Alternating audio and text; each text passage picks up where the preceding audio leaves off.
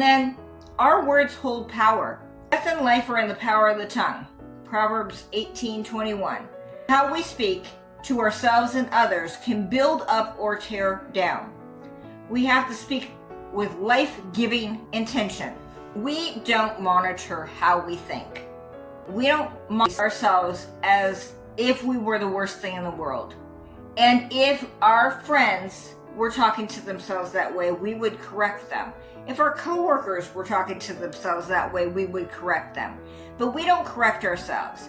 We talk about how stupid we are, and we talk about how we talk about how bad we are and how bad our life is. And if we would speak life over our lives, speak life over our finances, speak life over our bodies, speak life over our children, speak life over the people around us. If we would speak life to things, speak the word of God to things, we would see them change. But as long as we continue to speak negative about our children, speak negative about our spouse, speak negative about ourselves, speak negative about our jobs and our finances, then we are going to continue to see negative. But we have to change gears, and we have to start speaking the word of God over our children, speak the word of God over our jobs, speak the word of God over our finances, over our bodies, over our spouses, over our marriage, over everything in our lives. Because when we start to speak life into those things, those mountains in our lives, we're going to see them change. We're going to see ourselves change when we start to speak life and the word of God over us.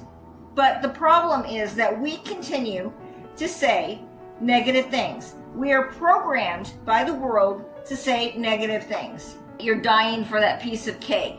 It's in our culture that we say things that refer to death. How to skin a cat, that kind of two birds with one stone. Even our sayings have to do with death.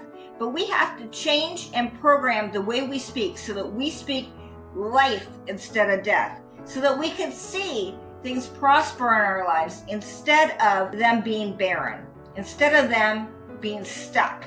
We can see light at the end of the tunnel. We can see things start to change if we start speaking life out of our mouths instead of death.